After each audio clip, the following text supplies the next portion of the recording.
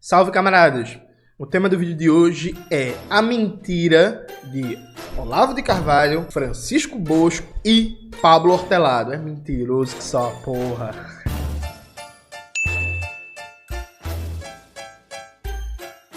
Antes de começar provavelmente o tema do vídeo do canal, quero muito agradecer a você que ajuda a manter e melhorar nosso canal a partir do Apoia-se.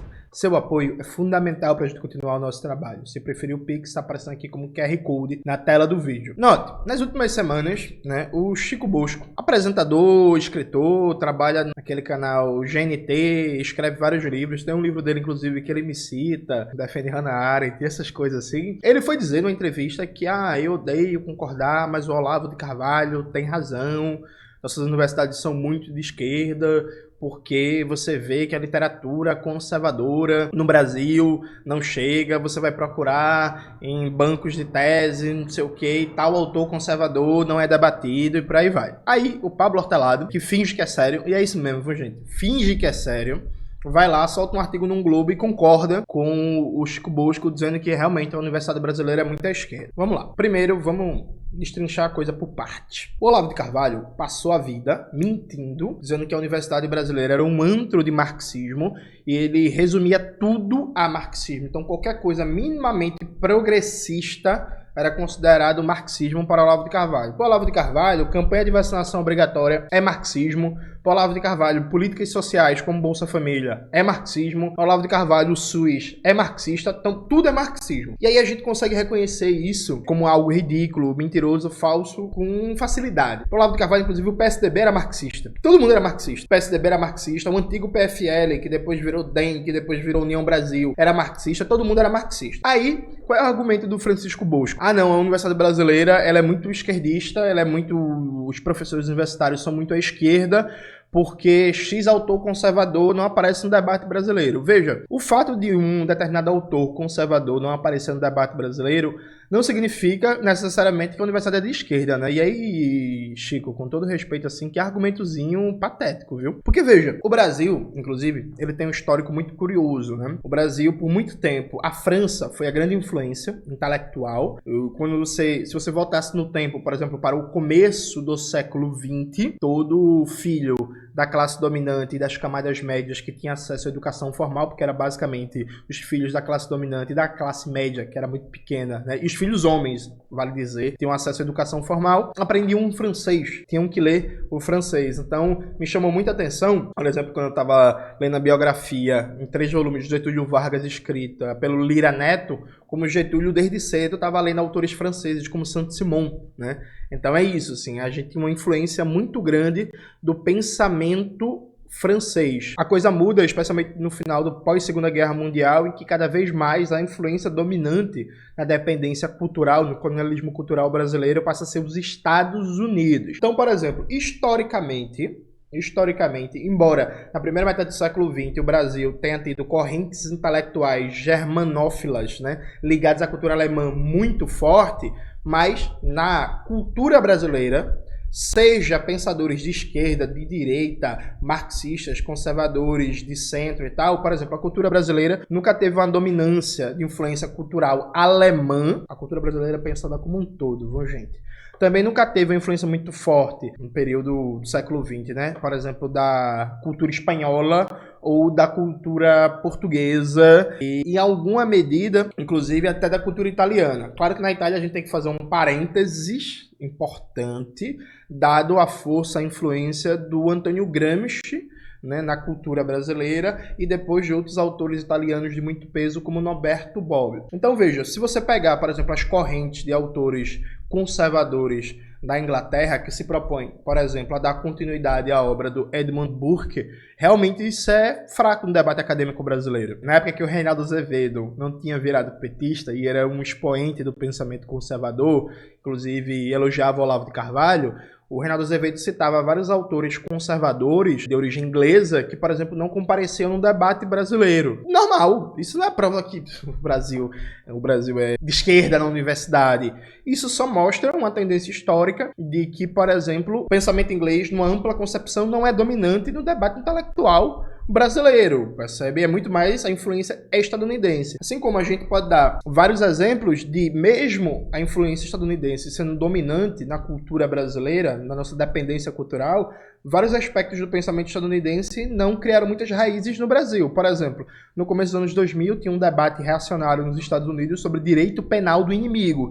Esse debate, por uma série de questões, não fez muito sucesso no Brasil. Um debate essencialmente conservador. Aí não foi muito sucesso por quê? Porque o Brasil é progressista? Não. Por razões diferentes, dentre outras coisas, o debate conservador nos Estados Unidos sobre direito penal do inimigo estava muito ligado à questão do terrorismo como elemento central de uma concepção de segurança nacional. Isso não era uma questão para o Brasil. Então não fez sucesso. Não é isso que vai dizer a maioria dos intelectuais ou dos acadêmicos brasileiros é de esquerda ou de direita. Então, assim, um argumentozinho bem mais ou menos. Porque por essa lógica, eu posso argumentar, por exemplo, que o Brasil inteiro, os acadêmicos são de direita. Por quê? Porque o marxismo boliviano não tem peso no Brasil, não circula. Porque, por exemplo, debates muito importantes de esquerda da América Latina nos últimos anos, como o novo constitucionalismo latino-americano, tiveram pouquíssimo peso no debate acadêmico brasileiro. A partir disso, dá para justificar que todo acadêmico no Brasil é de direita, ou que a maioria é de direita? Não, porra. Isso não faz sentido. Aí o Pablo Hortelado, que, repito, finge que é sério, ele vai escrever um artigo num Globo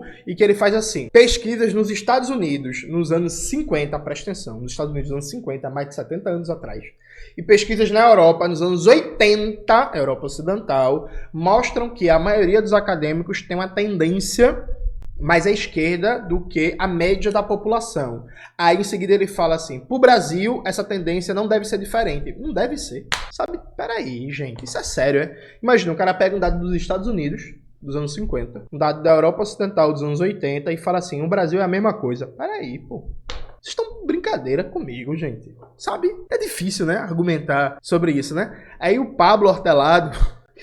Meu Deus do céu. Pablo Hortelado chega a falar isso aqui, ó. Lendo um trecho do texto dele. Não termos professores de direita faz com que nossos estudantes não sejam expostos a uma pluralidade de pontos de vista. E isso lhes traz prejuízo epistêmico. Então, veja, o Pablo Hortelado ele já vai além. Ele fala que a gente não tem professor de direita. O predomínio da esquerda também abala a confiança dos eleitores de direita na universidade, o que pode vir a comprometer seu financiamento público, como vimos nas propostas de fechar o UERJ em 2021. Finalmente, a falta de professores de direita, gente, presta atenção, faz com que esse campo político não disponha de quadros intelectuais mais sofisticados. Sem esses intelectuais de direita, as ideias políticas do campo são mais selvagens e radicais. E a direita tem menos presença no debate público sério e na formulação de políticas públicas. Tudo isso é ruim para a democracia. Então Pablo Hortelado ele começa a delirar, né, brisando, que ele vai além, não tem professor de direita. E aí, veja, gente, eu dei uma pesquisada e eu desconheço qualquer pesquisa no Brasil que busque mensurar o espectro político ideológico dos acadêmicos brasileiros. Pesquisa de abrangência nacional. Eu até achei algumas pesquisas em universidades X ou Y, em campus e não sei o quê, mas não uma pesquisa nacional, né? Então vamos lá. O senso comum de base conservadora pode até apontar para isso, mas vamos pensar aqui numa coisa bem óbvia, né, gente? Quando você fala assim, a universidade é de esquerda, primeiro você faz um recorte tosco que é das ciências humanas. A universidade não é só ciências humanas. A universidade não é só curso de história, de geografia, de filosofia, de sociologia, de ciência política, de antropologia. A universidade tem cursos das exatas, cursos de engenharia, cursos da área de saúde, de ciências biológicas e por aí vai. Vamos pensar a universidade como um todo. Qualquer pessoa aqui que fez ou faz universidade, de verdade, vocês conseguem olhar para a universidade como um todo e ver esse lugar como um espaço de esquerda, um espaço progressista, um espaço dominado pelo marxismo? De verdade, assim, quem fez, por exemplo, engenharia, consegue achar isso? Quem fez administração? Quem fez contabilidade? Quem fez medicina? Quem fez enfermagem? Quem fez ciências biológicas? Quem fez biomedicina? Quem fez arquitetura? Quem fez agronomia? Sabe? Então a primeira coisa, faz um recorte tosco, ciências humanas, desconsiderando que a universidade não é só curso de ciências humanas, né? E assim, é muito curioso, né? Porque a universidade supostamente é de esquerda, então tem alguma coisa acontecendo no Brasil que é muito estranha, porque é uma porrada de médico reacionário apoiando o Bolsonaro, apoiando cloroquina, apoiando negacionismo, é uma porrada de advogado reacionário dizendo que direitos humanos é coisa de bandido, dizendo que o Estado tem que sair matando, apoiando o golpe de Estado, a porra toda. É a Associação Brasileira de Psiquiatria defendendo proibicionismo total, defendendo volta de manicômio, defendendo comunidade terapêutica. Então, assim, tem um problema aí, né? Porque supostamente a universidade é de esquerda, mas os profissionais que saem dela não são, né? Curioso. Isso não é sério. Isso é a primeira coisa. A segunda coisa, se tira como premissa de que nas ciências humanas há uma hegemonia de esquerda, uma hegemonia marxista. Veja, primeiro, hegemonia marxista é até difícil de debater, isso não é sério, isso é mentira. Pronto e acabou, pronto e acabou. Eu no meu curso de história, eu tive só 3 professores marxistas, os 3 estão aposentados. O curso inteiro de história, eu tive 3 professores marxistas. O curso inteiro. Percebe? Assim, então isso na UFPE. Claro, e aí presta atenção. Há, sim, uma certa... Em alguns cursos das humanas aplicadas, nem é a maioria, há sim uma certa média de pensamento difusamente progressista. É difícil, isso sim, você achar como predominância professores e professoras reacionários. No sentido, por exemplo, olavista, de fato. Agora, isso não nega que tenha professores de direita, né, gente? A não ser que você considere que de direita é só o olavista reacionário. Eu tive uma porrada de professor de direita mesmo, essa é a palavra, de direita. Tive uma porrada de professor liberal, né? Eu tive um professor, não vou falar o nome aqui, que defendia a volta da monarquia. Só que assim, não era um professor que ficava dizendo que nega é macaco, que mulher não é gente, tem que matar LGBT. O professor não defendia isso, pelo menos não publicamente. Mas defendia a monarquia, volta da monarquia. E aí, paciência, sabe? Era um cara com perspectiva meio conservadora e tal, mas não era um reacionário fascistoide amalucado. Então, assim, quando o Pablo Hortelado fala que não tem professor de direita, ele tá reclamando o quê? Que não tem predominância de olavista, porque assim, não tem professor de direita. E aí você vai para os cursos de ciências humanas aplicadas e também outros cursos de ciências humanas. Por exemplo, ciência política. Ciência política de norte a sul do Brasil, com nobres e raras exceções, como um pouquinho a Unicamp, é liberal até o talo. É todo pautado pelo debate anglo-americano da ciência política. Liberalismo na veia. Os cursos de economia, gente. Pelo amor de Deus, os cursos de economia, gente, são liberais não, é? Os cursos de economia são liberais não, é? Vamos lá. Os cursos de sociologia, ciências sociais, Brasil afora, são liberais não, é? A maioria são, pô. Quem é que faz mais sucesso no curso de ciências sociais hoje no Brasil? É Max Weber ou é Marx? É Max Weber. Max Weber era o quê, gente? Socialista, era? Max Weber era o quê? Anarquista, era? Comunista? Pelo amor de Deus, gente. Aí, claro, aí veja, presta atenção. Claro que há particularidades no Brasil. Por exemplo, Max Weber não era um autor progressista, do mesmo jeito que Hannah Arendt era uma autora conservadora. Há aqui no Brasil, por exemplo, uma certa apropriação de Hannah Arendt que tenta trazer ela para uma perspectiva difusamente progressista. Há uma certa apropriação de Max Weber no Brasil que também tenta trazer ele para uma perspectiva difusamente progressista, liberal-democrática. Perfeito. Só que assim, são formas que o autor, a autora, circulam na determinada cultura de um país. Mas, por exemplo, Weber era um autor conservador, porra. Hannah Arendt era não só conservadora, como em vários aspectos reacionária. Tem vários aspectos da obra de Hannah Arendt que era reacionária e era racista, vamos ver. Ah, não, João das Hannah Arendt racista, a obra dela era racista. E circula por aí. Então é mentira. Aliado a isso, veja, gente, tem 2 pontos a se destacar. Acho que o primeiro ponto é um certo cinismo, né? Que eu tenho uma raiva da porra disso, que é assim, o Brasil é campeão em quase tudo que você for considerar em termos de concentração e domínio antidemocrático. Concentração de quê? Concentração da comunicação. A comunicação televisiva no Brasil, por exemplo, é uma das mais concentradas do mundo. É campeão de concentração na comunicação radiofônica. É também uma das mais concentradas do mundo. É campeão de concentração na produção cinematográfica. A Globo Filmes domina praticamente tudo, sabe? É campeão de concentração de mercado bancário. 5 bancos controlam 80% do mercado bancário brasileiro. É campeão de concentração nas vagas de ensino superior privado, né? Pouquíssimas empresas controlam quase que o grosso das vagas no país inteiro. Então, todos os aspectos que você imaginar, o Brasil é campeão de concentração e de monopólio, né? Com um poder gigantesco na mão de meia dúzia de burgueses. Esse povo vive tranquilamente com esses monopólios para todo canto, né? O Chico Bosco tá na Rede Globo, na GNT. Né? O Pablo Hortelado escreve pro Globo, né? Inclusive é curioso, né? Porque a capacidade de monopólio da Globo é tão grande que o Pablo Hortelado e o Chico Bosco, eles trabalham pro mesmo grupo em ramos totalmente diferentes. Um escreve uma coluna para um jornal escrito, que também tem um site, evidentemente, e o outro tá num programa de TV fechada, TV a cabo e tal, por assinatura e etc, sabe? Então, assim, esse povo consegue viver tranquilamente, né? Pergunte pro Chico Bosco se ele acha que a imprensa no Brasil não é livre, porque tem uma hiperconcentração monopólica das maiores do mundo. Ele vai dizer que a imprensa é livre. Pergunta pro Pablo Hortelado se ele acha que a gente vive uma ditadura de 6 famílias que controlam a comunicação no Brasil. Provavelmente não. Ele vai dizer que a imprensa é livre. Então dá pra ter concentração monopólica, meia dúzia de família mandando em tudo, em todo canto, que não é um problema, que esse povo vive tranquilamente. Duvido que defenda, por exemplo, a democratização da mídia. Duvido. Mas aí, uma suposta hegemonia de esquerda na universidade é ameaça à democracia, é um problema, e falta pluralidade, e aí, meu Deus, e o debate de ideias fica prejudicado. Eu acho que o debate de ideias fica prejudicado mesmo com uma só voz, né, tá ligado? E aí basta ver o telejornal brasileiro, basta ver a televisão brasileira. Tem voz, gente, pra quem é contra, por exemplo, política de austeridade, pra quem é contra novo teto de gastos, pra quem defende reestatizar completamente a Petrobras, pra quem defende rever a contra-reforma trabalhista e reduzir a jornada de trabalho, acabando com a escala 6x1, coloca a jornada de trabalho pra 30 horas semanais. Tem voz, gente, pelo amor de Deus. Sabe que país esse povo vive? Entende?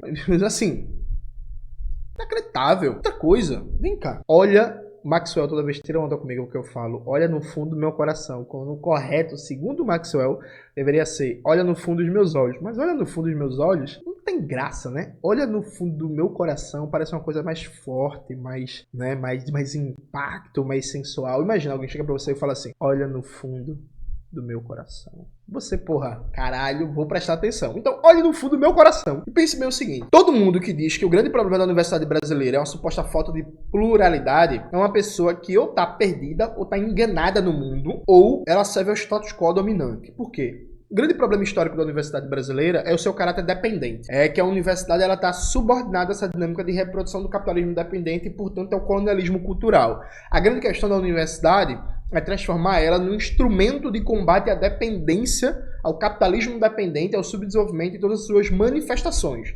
Essa questão estrutural e de fundo, essa questão histórica da universidade, fazer com que a universidade deixe de ser uma fábrica produtora de ideologias que justificam ou ocultam a dependência, o capitalismo dependente, enquanto um fenômeno central de estruturação da vida nacional brasileira. Essa é a questão fundamental. E aí quando se fala universidade funcional à dependência, por tabela, evidentemente, está se falando de uma universidade que serve centralmente aos interesses do grande capital nacional e estrangeiro. Isso está muito bem debatido no clássico livro de Darcy Ribeiro, A Universidade Necessária, quando Darcy Ribeiro fala sobre a modernização reflexa e seus efeitos na universidade. Então essa questão estrutural de longo prazo que a gente ainda tem que resolver no movimento político com perspectiva de revolução brasileira. Mas há um problema imediato. Veja, eu estava navegando na internet antes de gravar esse vídeo e achei esses dados dos institutos federais. Eu precisaria pegar os dados das universidades, mas eu estou com um tempo muito apertado porque eu vou viajar para BH, para contribuir lá com a UJC e o MEP no CONUBS, do Congresso Nacional dos Estudantes da UBS, então eu tenho que gravar vários vídeos antes de viajar. Estou gravando esse vídeo na quarta-feira, só vai ao ar no sábado. Então não tive tempo de ir atrás dos dados das universidades federais. Então eu estou explicando, justificando e pedindo desculpas.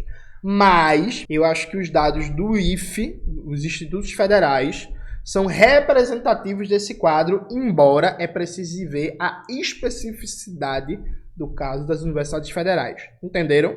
Perfeito. Vamos olhar aqui. Isso aqui foi postado pelo Jonatas Almada.